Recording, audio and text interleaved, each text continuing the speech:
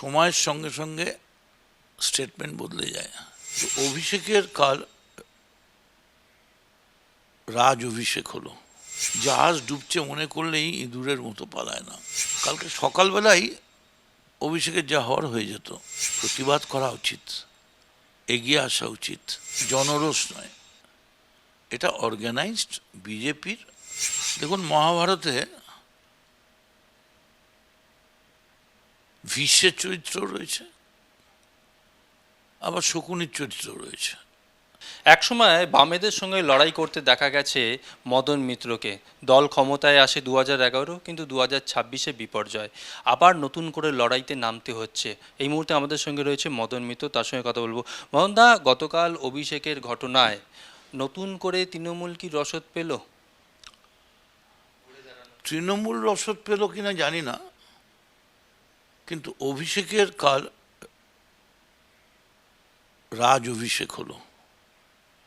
যেভাবে যুদ্ধক্ষেত্র ছেড়ে না পালিয়ে গিয়ে, যেভাবে মৃত্যুপণ করে ও স্টে ব্যাক করে গেল, তাতে দলের কাছে, মানুষের কাছে একটা মেসেজ গেল যে তৃণমূল কংগ্রেস জাহাজ ডুবছে মনে করলেই ইঁদুরের মতো পালায় না।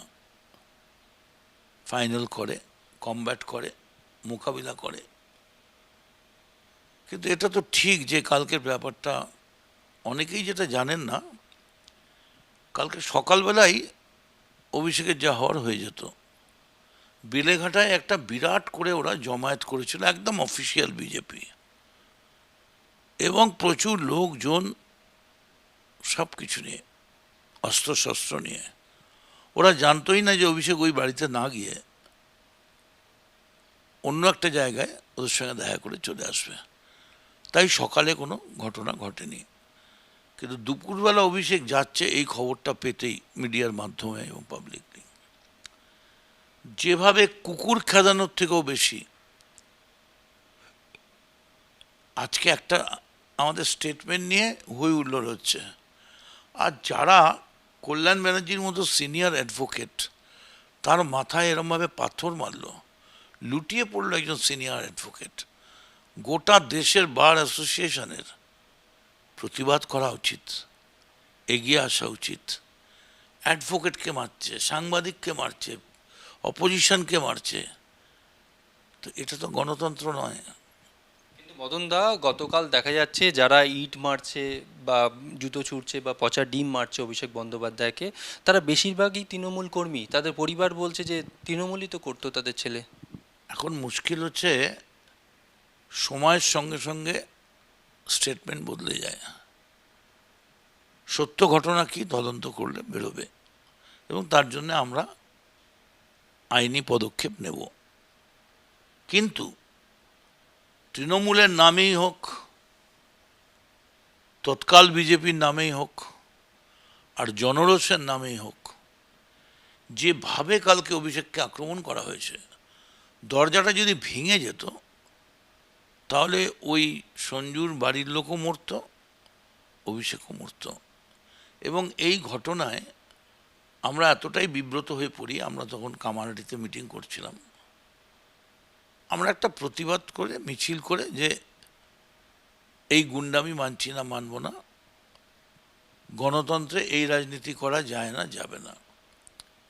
সঙ্গে সঙ্গে দেখলাম 5 মিনিটের মধ্যে 100-র বেশি মিলিটারি পুলিশ এবং কোনো মহিলা ছাড়া, আমাদের সঙ্গে প্রচুর মহিলা ছিল, এত খারাপ অঙ্গভঙ্গি এবং গায়ে হাত দেওয়া করছিল।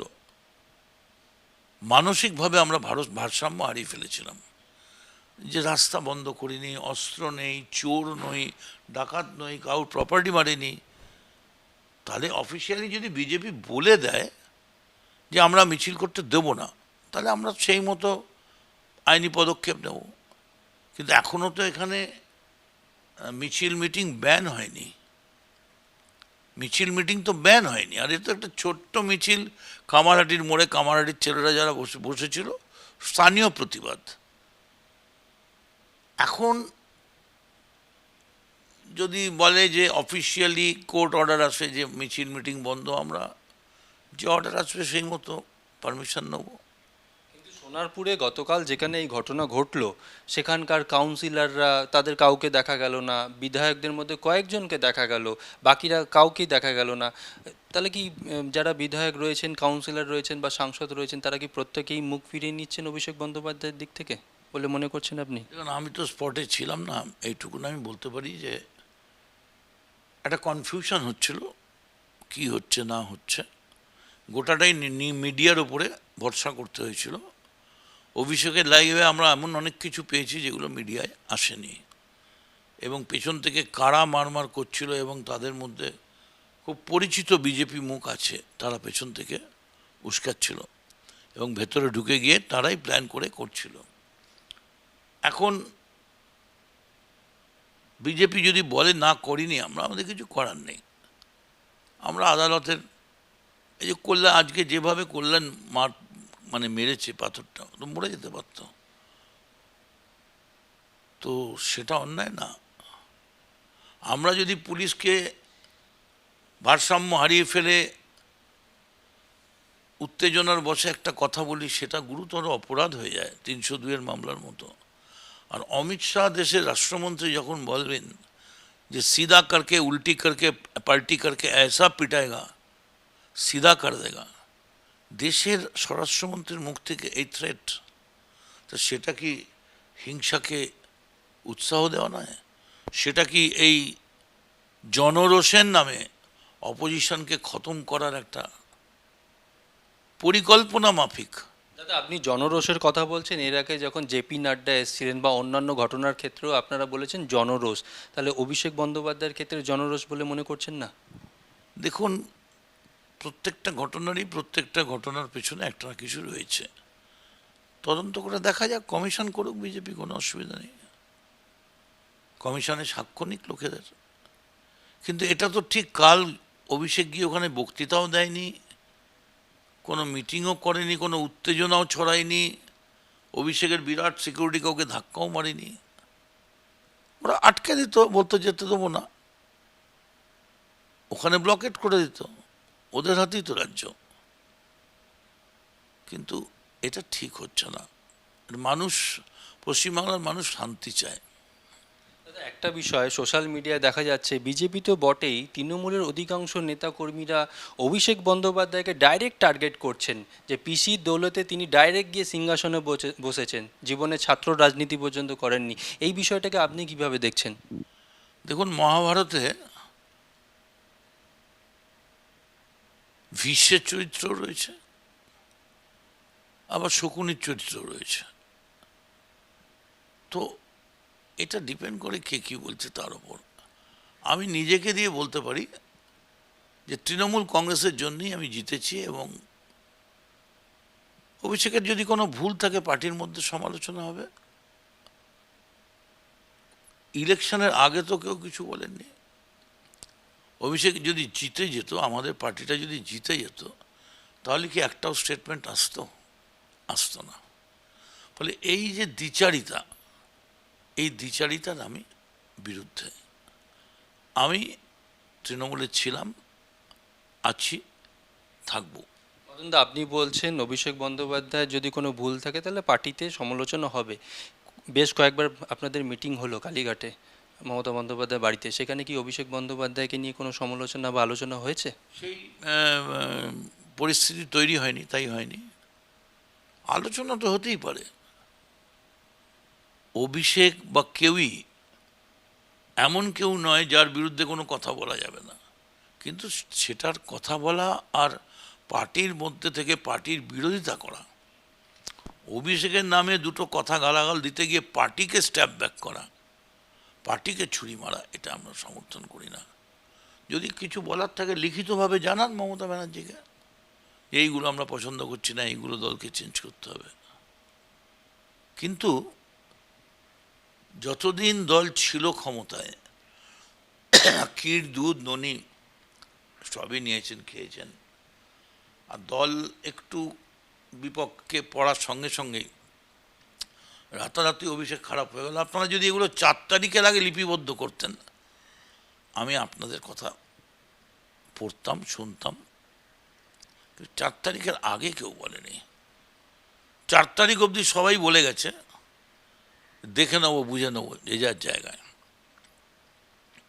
আর অভিষেক, এই যে ডায়মন্ড মডেলের কথা বলা হচ্ছে, ডায়মন্ড হারবারে যা কাজ হয়েছে, ভারতবর্ষের কোনো এমপির ওখানে এত বোধহয় কাজ হয়নি।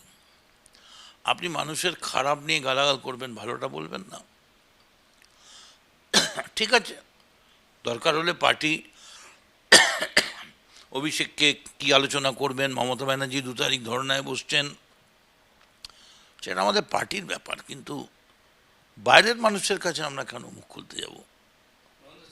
প্রশ্ন, এর আগে আমরা দেখেছি বাম সরকারের সঙ্গে কিভাবে আপনারা লড়াই করেছেন, বামেদের সঙ্গে। সেই সময় আপনাদেরকে পুলিশ চ্যাংদোলা করে নিয়ে যেত, লালবাজারে নিয়ে যেত, কিন্তু এখন বিজেপির সঙ্গে আপনাদের লড়াই, তখন লড়াইটা সহজ ছিল নাকি এখন লড়াইটা সহজ হবে? না তখন লড়াইটা কঠিন ছিল না এখন লড়াইটা কঠিন হবে বলে মনে করছেন? 34 বছরের লড়াই, লড়তে লড়তে লড়তে আমরা লড়াকু সৈনিক হয়ে গিয়েছিলাম, অভ্যস্ত হয়ে গিয়েছিলাম।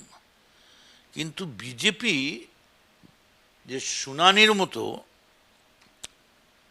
একটা এইরকম ঝড়ের মতো এসে কলা গাছ উপড়ে ফেলে দিয়ে, বট গাছ উপড়ে ফেলে দিয়ে আক্রমণ করবে সমস্ত রাজশক্তি নিয়ে, এটা আমাদের ধারণা ছিল না, বিশ্বাসও করতাম না।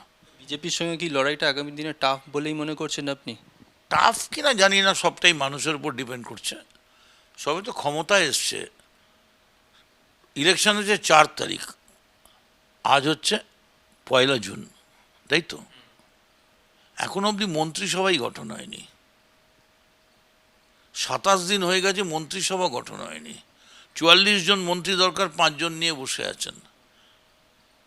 তো বিজেপি আগে নিজেদের স্থিতাবস্থায় আনুক।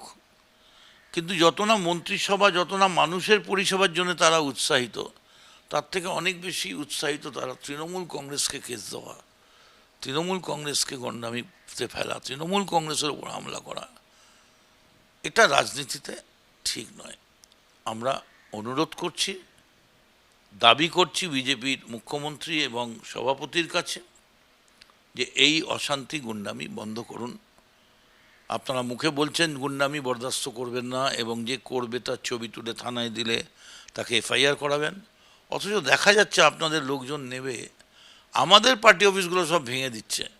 কিন্তু আচ্ছা, মদন দা, আপনাদের অফিসগুলো কিন্তু রাস্তার ওপর বহাল তবিয়তে রয়েছে। পার্টি অফিস ভেঙে ফেলছে, এর কারণ কি? মানে সাধারণ মানুষ ক্ষিপ্ত যে সরকার চাকরি দিতে পারেনি, চাকরি চুরি করেছে বলে মনে করছেন? সাধারণ মানুষ তো ভাঙছে না, পুলিশ তো বুলডোজার। মানুষ বুলডোজার কোথায় পাবে? মানুষ কি বুলডোজার চালাতে পারে? কিন্তু মানুষ বলছে আমরা এটা চাইনি। কিছু লোক বলছেন আমরা বদল চেয়েছিলাম, 5 বছর 5 বছর এরা থাকুক, 5 বছর এরা থাকুক, হতেই পারে, গণতন্ত্রে হার জিত থাকতেই পারে। কিন্তু তার যে রেজাল্ট এই হবে এটা মানুষ বিশ্বাস করেনি, ভাবতেও পারেনি।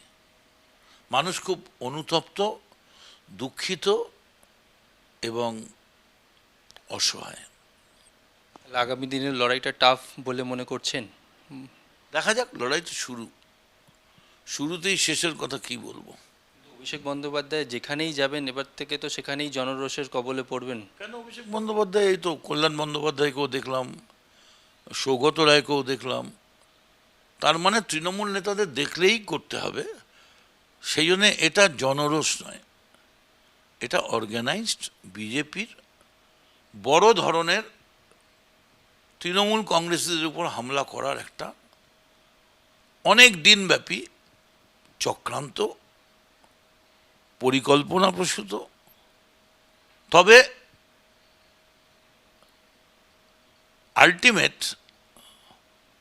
গুন্ডামির পরাজয় হয়। হিটলার মুসলিনি যদি গুন্ডামি যদি বাঁচত, তাহলে হিটলার মুসলিনি থাকতো, বা থাকতে পারেনি।